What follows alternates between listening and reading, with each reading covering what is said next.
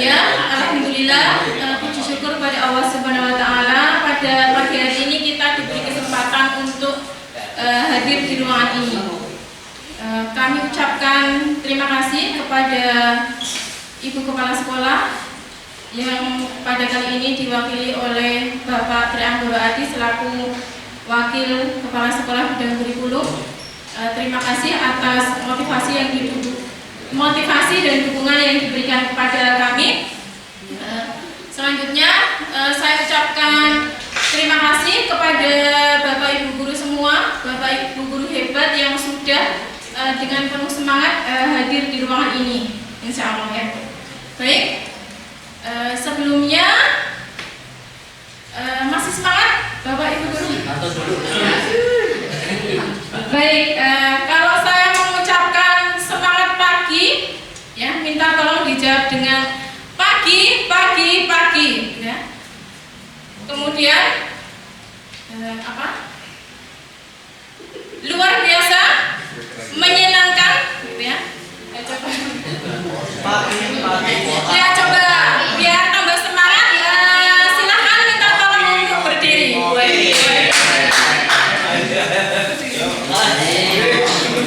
Kan ngopi-ngopi toh. Nanti ngopi nih. Pagi kok ngopi ini.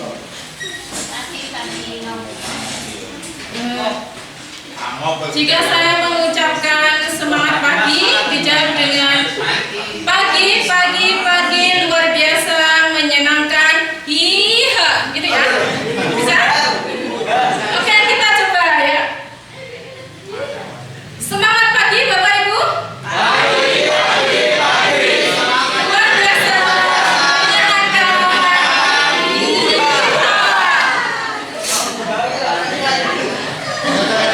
ya, sekali lagi. Semangat pagi Bapak Ibu guru hebat.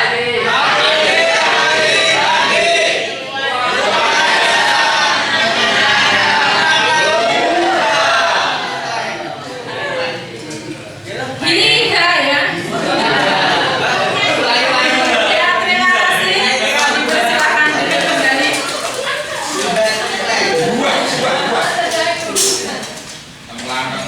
Baik, Bapak Ibu guru hebat semuanya. Pada kesempatan kali ini saya akan menyampaikan terkait dengan membangun budaya positif di lingkungan sekolah. Ya. Tadi sudah disampaikan oleh Ibu Maisaro terkait dengan konsep utama budaya positif.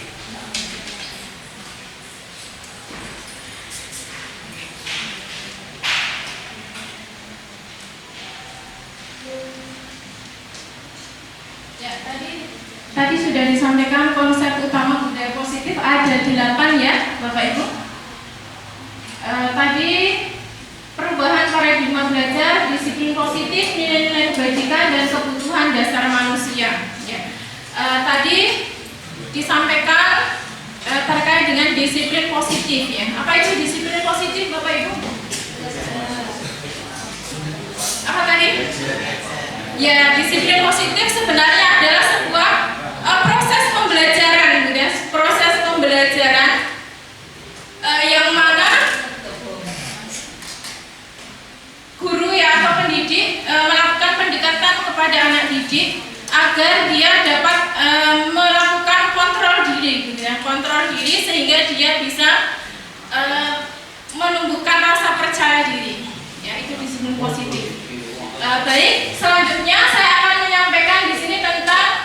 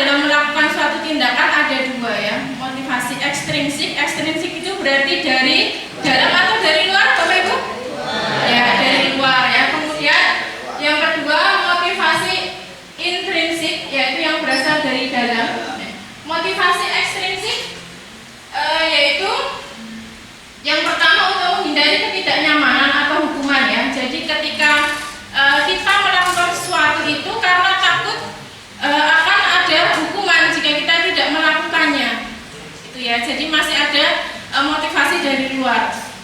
Kemudian juga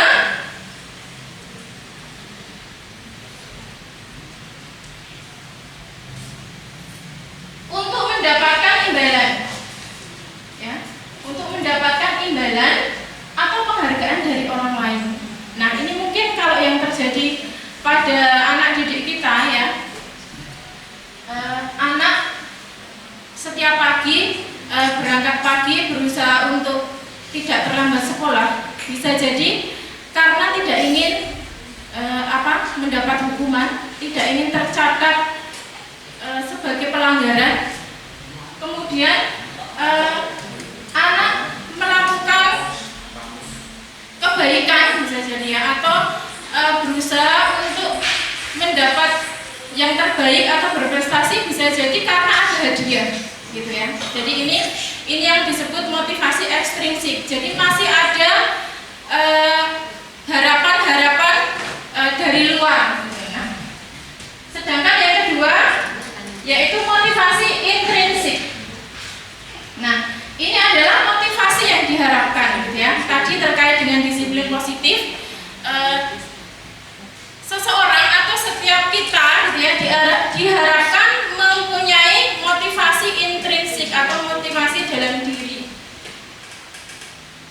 yaitu untuk menjadi orang yang mereka inginkan dan menghargai diri sendiri dengan nilai-nilai yang mereka percaya. Untuk Bapak Ibu guru di sini bisa juga sama seperti anak didik tadi, ya, setiap hari berangkat ke sekolah, begitu, berusaha untuk tepat waktu. Karena apa? Karena yakin bahwa tepat waktu itu sebuah aktivitas ataupun sebuah tindakan yang penting untuk dirinya, atau sebuah tindakan yang ia yakini, ia percayai untuk menghargai dirinya, gitu. Jadi bukan tepat waktu, bukan karena takut nanti ditegur kepala sekolah atau mungkin ditegur teman dan sebagainya, seperti itu, ya. Jadi ada motivasi intrinsik, motivasi dari diri, dari dalam diri. Terkait dengan motivasi perilaku manusia ini, ada hukuman, konsekuensi, dan restitusi. Nah, ini tadi, ya, tadi ketika disiplin, tadi ada yang bilang kalau tidak disiplin nanti akan mendapat hukuman. Kemudian konsekuensinya apa? Konsekuensinya hukumannya mungkin akan diminta tilawah 5 halaman atau 10 halaman ketika terlambat, misalnya, ya, untuk siswa. Nah, kemudian selain hukuman dan konsekuensi itu ternyata ada restitusi. Ini, ya, hukuman dan konsekuensi mungkin sudah biasa buat kita, ya, sudah sering kita dengar. Ada hukuman, ada konsekuensi, ya. Apa itu hukuman? Hukuman itu sifatnya tidak terencana, ya, Bapak Ibu. Tidak terencana. Contohnya bagaimana? Misal ada murid yang datang terlambat, ya, kemudian sampai sekolah diminta lari keliling lapangan, misalnya, atau diminta push up. Nah, itu namanya tidak terencana. Murid tidak tahu apa yang akan terjadi dan tidak dilibatkan. Dan ini bersifat satu arah. Bisa berupa hukuman fisik maupun hukuman psikis. Ya, hukuman fisik contohnya tadi disuruh push up, misalnya, ya. Hukuman psikis itu bisa misalnya dibilang atau dikata-katain, gitu, ya. Misalnya, oh, kok kamu pemalas, misalnya, jam segini baru datang, seperti, ya. Itu sebenarnya sebuah hukuman, gitu, ya, tapi hukuman secara psikis, karena itu akan membekas di hati, ya, ketika anak dikatain seperti itu. Nah, ini yang disebut hukuman. Ya, kemudian konsekuensi, ya. Konsekuensi itu terencana, disepakati sesuai aturan, tetapi murid tetap dibuat tidak nyaman, ya. Murid dibuat tidak nyaman dengan adanya konsekuensi atau aturan-aturan yang ada di sekolah. Kemudian sikap guru selalu memonitor murid. Itu konsekuensi. Nah, sekarang yang ketiga, restitusi. Apa itu restitusi? Nah ini mungkin yang baru gitu ya, dan ini memang saya sendiri juga baru memahami apa restitusi itu ketika mengikuti pendidikan guru penggerak ini. Restitusi itu adalah sebuah proses untuk menciptakan kondisi murid untuk memperbaiki kesalahan. Proses kolaboratif yang mengajarkan murid untuk mencari solusi sendiri. Nah, seperti apa penerapan restitusi nanti akan kita lihat di materi berikutnya.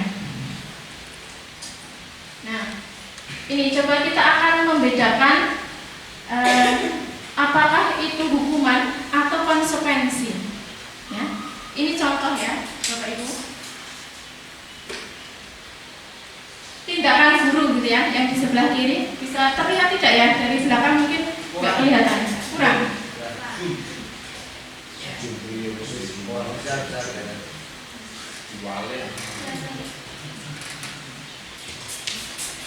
Mencatat 100 kali di dalam buku Pak dengan kalimat.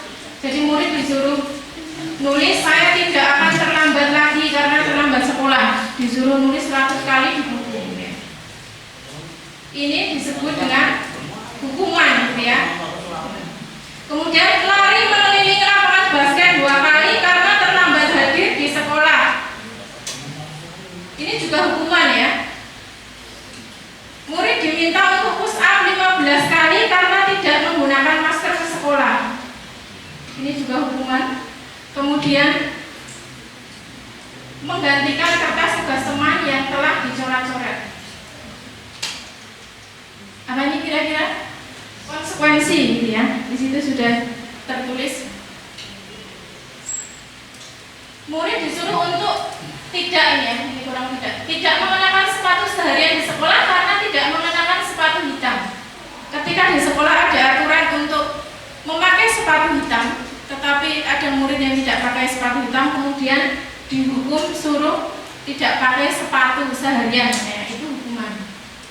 Kemudian contoh lain, lari mengelilingi lapangan basket 2 kali karena terlambat 10 menit untuk pelajaran penjas. Nah, ini disebut konsekuensi.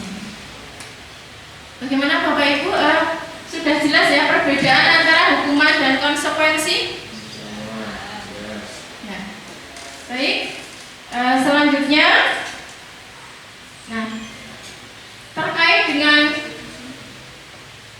hukuman, konsekuensi dan restitusi tadi ya, ada 5 posisi kontrol guru. Yang pertama yaitu penghukum, yang kedua pembuat merasa bersalah, yang ketiga sebagai teman, gitu ya. Jadi posisinya sebagai teman, sebagai pemantau, dan sebagai manajer. Contoh penerapan 5 posisi kontrol guru. Yang pertama, ini seandainya ya, ini contoh misal ada kasus siswa tidak memakai atribut yang lengkap saat upacara bendera. Nah, jika guru itu berposisi sebagai penghukum ya, akan mengatakan hormat pada bendera selama 1 jam. Siswa disuruh hormat bendera 1 jam karena melanggar aturan, gitu ya. Itu sebagai penghukum. Kemudian jika sebagai pembuat merasa bersalah, guru akan mengatakan berapa kali ibu, bapak harus memberitahu kamu selalu saja mengecewakan ibu atau bapak. Kemudian jika posisi kontrol sebagai teman ya, akan mengatakan seperti ini. Ayo dong, ikuti aturan sekolah. Tolong bantu ibu atau bapak ya. Sekali ini saja, ya sudah, tidak apa-apa. Lain kali jangan melakukan seperti ini lagi ya. Nah, ini sebagai teman. Ya. Jadi dengan nada yang lebih rendah dan kemudian dengan apa ya, merasa dekat, gitu ya. Ini posisi sebagai teman. Nah, kemudian posisi sebagai pemantau. Kamu sudah melanggar peraturan sekolah. Kamu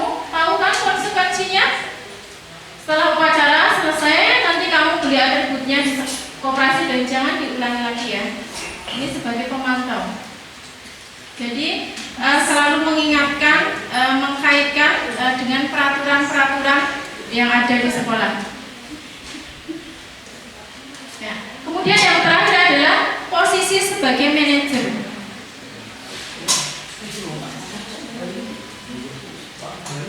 Apakah kamu tahu kesalahanmu? Jadi siswa atau anak ditanya, gitu ya. Kira-kira bagaimana kamu memperbaiki kesalahanmu? Ini posisi sebagai manajer. Bagaimana Bapak Ibu bisa dipahami terkait dengan 5 posisi kontrol guru? Ya, coba kita akan lebih paham ya. Sudah paham apa belum? Coba kita jawab ya. Pertanyaan berikut. Posisi kontrol seperti apakah aku?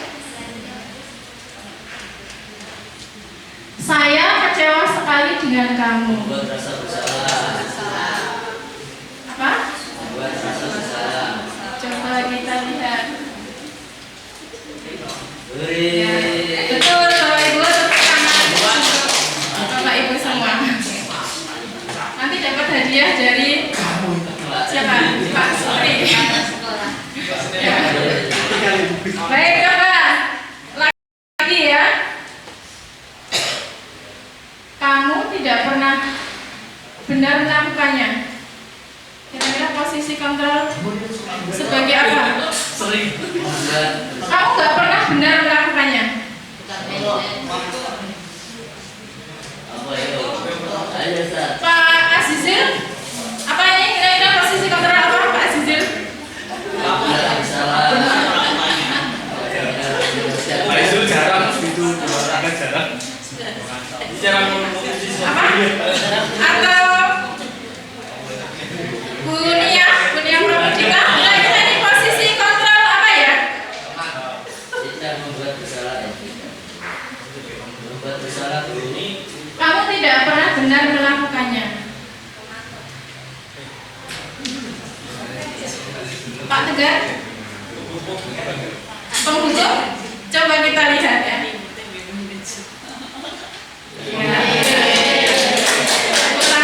Justice, oleh justice. Hukumannya gimana? Ya betul ya. Jadi Hukuman psikis ya. penghukum. Ya, jadi ini bisa yang disebut sebagai contoh hukuman secara psikis ya. Jadi dengan kata-kata. Gitu. Oke, satu lagi ya. Satu lagi. Kamu tidak pernah mendapat nilai jika tidak mengerjakan tugas. Nah, iya konsekuensi. Kamu tidak pernah mendapat nilai jika tidak mengerjakan tugas. Ya ini konsekuensi, tapi jika guru mengatakan seperti ini, ya mengingatkan konsekuensi, berarti posisi kontrol guru sebagai apa? Hukuman. Sebagai apa tadi? Tadi ada penghukum, kemudian pembuat merasa bersalah. Nah ini kira-kira apa ya?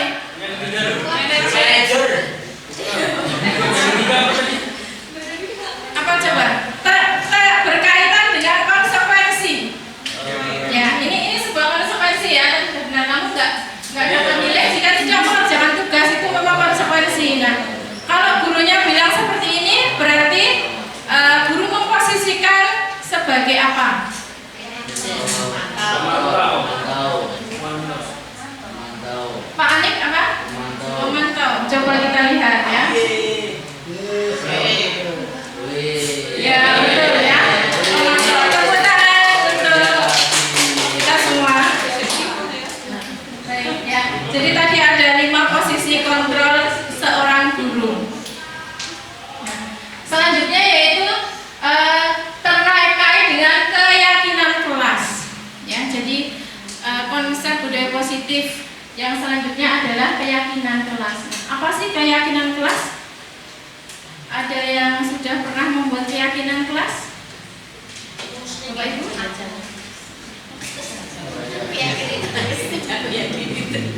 Motivasi bersama. Mengapa keyakinan? Ya, mengapa keyakinan kelas? Mengapa bukan peraturan kelas? Kalau peraturan kelas tahu ya Bapak Ibu ya. Ada ya peraturan kelas ya.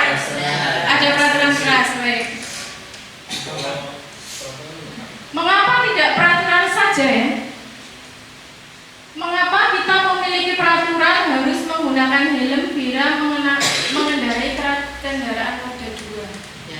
Coba. Kenapa? Mengapa? Kira-kira biar aman. Ya. Mengapa kita memiliki peraturan 3M, menggunakan masker, mencuci tangan, menjaga jarak 1,5 meter itu ketika pandemi kemarin? Kira-kira mengapa? Biar aman, biar nggak kena virus. Satu lagi, kenapa kita memiliki peraturan harus datang tepat waktu pada saat mengikuti pelatihan? Kira-kira kenapa? Biar tidak ketinggalan materi.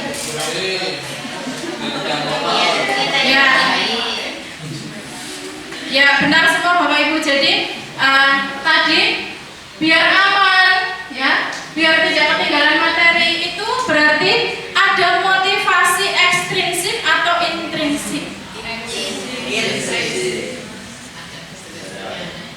Jadi itu dari dalam sendiri nggak biar saya aman, saya pakai masker ya. Bukan karena takut aturan misalnya. Aturannya kan ketika pandemi harus pakai masker. Maka saya pakai masker karena itu prokes begitu ya, aturan. Ataukah karena biar saya aman, biar saya nggak kena virus, biar nggak tertular sehingga saya memakai masker. Kira-kira yang mana? Tadi ya, ingin aman gitu ya. Nah itu berarti motivasi intrinsik gitu ya. Pakai helm juga. Pakai helm apakah karena takut ditilang? Juga ya, karena takut ditilang atau karena untuk keamanan? Untuk gaya ya. Ada 3 ya, makasih ya. Bisa karena takut ditilang, karena untuk keamanan atau untuk bergaya gitu. Nah, kira-kira untuk apa tadi kalau aman tadi ya? Tadi ada yang menjawab aman, berarti itu adalah motivasi intrinsik. Nah, begitulah dengan keyakinan kelas gitu ya. Kenapa kita menyebutnya keyakinan bukan peraturan gitu ya? Karena kalau keyakinan itu dibuat atau dilakukan dengan motivasi dari diri gitu ya, motivasi dari dalam. Untuk pembentukan keyakinan kelas, jadi ini Bapak Ibu bisa membentuk keyakinan kelas ya atau kesepakatan, bisa juga disebut kesepakatan ya, kesepakatan kelas, tapi yang bersifat merupakan keyakinan kelas di kelas masing-masing ya begitu. Nah, apa saja karakter atau ciri dari keyakinan kelas itu apa saja? Yang pertama yaitu bersifat abstrak. Ya, abstrak, kemudian berupa pernyataan universal, dibuat dalam pernyataan positif, sedikit saja agar mudah diingat, sesuai dengan kondisi kelas dan sekolah sehingga mudah diterapkan. Semua warga sekolah atau warga kelas dilibatkan dalam membuat keyakinan kelas. Nah, ini membuat keyakinan kelas, jadi Bapak Ibu bisa meminta anak-anak untuk memberikan pendapatnya gitu ya. Apa yang mereka inginkan untuk kelas mereka, seperti itu ya. Contohnya seperti apa? Nah, ini ya. Ini bedanya peraturan dan keyakinan. Coba kira-kira lebih enak yang mana gitu ya? Lebih selalu kembalikan buku pada tempatnya. Ini kalau peraturan ya. Tapi kalau keyakinan ya, tadi karena muncul dari motivasi intrinsik gitu ya, maka bisa diubah dengan kalimat tanggung jawab. Begitu ya. Bisa dipahami? Kembalikan buku pada tempatnya. Jadi mungkin kalau peraturan kelas akan ditulis ya, harap mengembalikan buku pada tempatnya. Ya. Dilarang membuang sampah sembarangan. Itu bisa dikatakan itu adalah kata-kata yang cenderung negatif ya. Tapi untuk keyakinan kelas diharapkan tadi menggunakan kata-kata yang positif, singkat gitu ya, tidak panjang-panjang, mudah diingat, dan itu bisa menimbulkan motivasi intrinsik gitu ya, tanggung jawab gitu ya kan. Mengembalikan buku pada tempatnya itu kan sebagai wujud tanggung jawab. Ya bukan, iya ya. Dilarang mengganggu orang lain. Dilarang mengganggu orang lain. Dilarang. Nah, itu cenderungnya kan negatif. Nah, maka kita ubah menjadi menghormati orang lain. Nah, berarti dari dalam diri itu tumbuh kesadaran, oh kita harus menghormati orang lain, gitu ya. Kita harus menghargai orang lain. Kita harus bertanggung jawab. Hadir di sekolah 15 menit sebelum pembelajaran dimulai. Nah, ini juga bisa dikatakan dengan menghormati orang lain dan berkomitmen. Dilarang melakukan kekerasan. Berarti keselamatan, menghormati orang lain, ya, menjaga keselamatan, menghormati orang lain. Dilarang menggunakan narkoba. Nah, itu berarti terkait dengan kesehatan. Gitu ya. Motivasinya kan dari dalam diri. Narkoba itu merugikan kesehatan, ya, sehingga ketika dilarang menggunakan narkoba, kenapa sih? Ya karena itu merugikan kesehatan kita, bukan karena itu dilarang oleh pemerintah misalnya seperti itu. Jadi timbul motivasi intrinsik. Bergantian atau menunggu giliran. Nah, ini aturan ya. Tapi kalau keyakinan menghormati orang lain, bersabar, ya. Misalnya harap antri, itu masih cenderungnya masih negatif ya, karena bersifat menyuruh atau bersifat mengatur. Tapi bisa kita gunakan kalimat yang lain, yaitu bersabar, gitu ya, bersabar. Gunakan masker. Nah, ini kaitannya kalau keyakinan berarti kesehatan dan keselamatan. Jangan berlari di kelas. Itu juga keselamatan dan keamanan. Nah, seperti ini ya. Jadi bedanya keyakinan dan peraturan. Dan diharapkan kita bisa menerapkan keyakinan ya, keyakinan di kelas. Nah, kita juga punya keyakinan ya, kita yakin ya bahwa Allah itu Maha melihat, gitu ya. Kita yakin bahwa kita diawasi oleh Allah, begitu ya. Yakin nggak? Yakin. Nah, itu kan berarti ada atau muncul dari dalam diri kita, kesadaran diri. Nah, begitu pula yang diharapkan ketika ada keyakinan kelas, ya. Jadi anak-anak akan dengan penuh kesadaran, gitu ya, akan melaksanakan keyakinan kelas itu dengan penuh kesadaran karena mereka tahu pentingnya atau tahu alasannya, dan mereka akan bertanggung jawab begitu dengan keyakinan yang mereka buat. Karena keyakinan kelas itu, keyakinan tadi dibuat dari nilai-nilai yang dipercayai bersama, nilai-nilai yang merupakan nilai-nilai positif ya, merupakan nilai-nilai kebaikan untuk bersama ya. Tadi dikatakan sebagai nilai-nilai kebajikan universal. Ya. Baik, untuk selanjutnya ya kita akan sampai pada segitiga restitusi. Nah, apa itu segitiga restitusi? Adalah suatu proses dialog yang dilakukan oleh guru agar dapat menghasilkan murid yang mandiri dan bertanggung jawab. Ya, ada 3 langkah, ya, 3 tahap segitiga restitusi. Yang pertama yaitu menstabilkan identitas. Yang kedua, validasi tindakan yang salah. Yang ketiga, menanyakan keyakinan. Nah, apa yang dimaksud dengan menstabilkan identitas? Yaitu berdasarkan prinsip membuat kesalahan adalah bagian dari proses pembelajaran. Nah, jadi guru akan berdialog dengan siswa ketika ada sebuah kasus atau permasalahan. Seperti tadi misalnya ya, ada siswa yang suka meminta bekal makan temannya, ya. Anak itu atau siswa itu kita panggil, kemudian langkah yang pertama ditanya, gitu ya, dengan proses menstabilkan identitas dengan pertanyaan-pertanyaan seperti ini ya, Bapak Ibu. Berbuat salah itu wajar. Tidak ada manusia yang sempurna. Ibu atau bapak juga pernah melakukan seperti itu, gitu ya. Ibu atau bapak tidak mau mencari siapa yang salah, tetapi ibu atau bapak ingin mencari solusi dari permasalahan. Nah, Nah ini dialog diawali dengan seperti ini gitu ya. Jadi menstabilkan identitas dengan mengatakan bahwa tidak ada orang yang sempurna ya. Berbuat kesalahan itu adalah hal yang wajar. Selanjutnya validasi tindakan yang salah. Berdasarkan prinsip setiap perilaku berupaya memenuhi suatu kebutuhan tertentu ya. Jadi setiap perilaku ya pasti ada motivasinya kan ya tadi untuk memenuhi kebutuhan tertentu.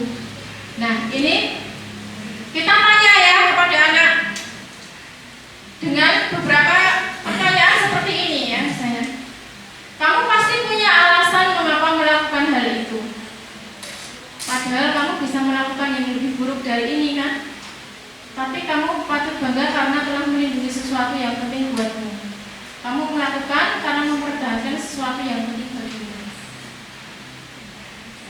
Ini misal ada anak yang berkelahi gitu ya.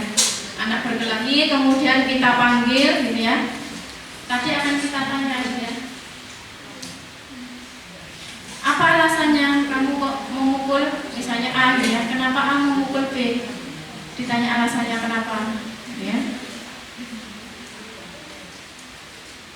Terus yang ketiga tahap akhir dari restitusi tadi, segitiga restitusi yaitu menanyakan keyakinan berdasarkan prinsip teori bahwa pada dasarnya kita termotivasi secara intrinsik. Nah, jadi kita akan tanyakan ya ke anak ya atau ke siswa, dia tahu nggak yang dia lakukan itu benar atau salah gitu ya. Yang pertama apa keyakinan kelas? Keyakinan kelas tadi ya. Keyakinan kelas atau kesepakatan yang sudah ada di kelas apa? Misalnya tadi ya harus saling menghargai, menghormati, bersabar. Nah itu keyakinan tadi ya. Nilai-nilai apa yang telah disepakati bersama? Ini tadi. Seperti apa gambaran kelas yang ideal menurut kamu? Kamu ingin menjadi orang yang seperti apa? Nah, ini kita gali ya, kita gali. Anak kita ajak dialog. Misalnya tadi yang memukul temannya misalnya, kamu tahu nggak kalau memukul itu sesuatu yang tidak baik? Misalnya, anak akan ditanya, kita ajak untuk berpikir. Ya. Secara nurani begitu ya, tentunya setiap orang akan merasa gitu bahwa perbuatan memukul itu ya, memukul teman ya atau tadi berkelahi itu sesuatu yang tidak baik. Ya enggak kira-kira? Secara nurani ya, secara hati nurani bukan secara intrinsik tadi ya. Kemudian tahu ya misalnya gitu. Kemudian kira-kira kalau tahu kalau memukul itu tidak baik, kira-kira seharusnya bagaimana gitu ya. Saya yakin anak itu tahu gitu ya, maksudnya secara hati nurani tahu apa yang seharusnya dia lakukan gitu ya. Makanya kemudian kita tanya kenapa dia melakukan itu ya, kenapa dia melakukan, tentunya ada alasannya. Itu tadi terkait dengan budaya positif gitu ya. Dalam penerapan disiplin positif, hendaknya guru memiliki standar kepribadian profesional dan sosial yang baik, di mana guru mampu merefleksi dirinya dalam posisi kontrol bagaimana perjalanan dirinya sebagai among atau manajer yang menuntun murid-muridnya menjadi insan yang mandiri, merdeka, dan bertanggung jawab. Jadi posisi kontrol seorang guru yang paling baik adalah sebagai manajer ya, di mana guru bisa menempatkan diri dalam mengatasi masalah siswa gitu ya. Ketika ada masalah siswa, guru akan melakukan restitusi gitu ya, tidak melakukan hukuman, ya, tidak memberikan hukuman ataupun konsekuensi, tetapi lebih banyak melakukan restitusi. Nah, ini mungkin yang belum sering kita lakukan, gitu ya. Kita seringnya masih sering diwarnai dengan hukuman, gitu ya. Pelanggaran maka harus dihukum, gitu ya. Konsekuensinya mendapatkan sanksi. Ketika melanggar aturan maka konsekuensinya mendapatkan sanksi. Itu yang masih sering terjadi. Nah, yang diharapkan adalah guru bisa menjadi among atau manajer, gitu ya, manajer, dan memposisikan dirinya sebagai manajer yang nantinya akan menuntun siswa, ya, atau membimbing siswa, membersamai siswa untuk mewujudkan disiplin positif. Nah, disiplin positif ini, dengan adanya disiplin positif, ya, disiplin dari diri masing-masing dengan motivasi intrinsik dari masing-masing, maka akan terbentuk yang namanya budaya positif, begitu ya, tentunya harapannya. Nah, budaya positif itu diharapkan juga bisa terwujud dengan adanya profil pelajar Pancasila. Seperti itu harapannya, ya, Bapak Ibu semua. Demikian yang bisa saya sampaikan, semoga bermanfaat. Nanti bisa kita lanjutkan dengan diskusi dan tanya jawab. Billahi taufiq wal hidayah. Wassalamualaikum warahmatullahi wabarakatuh.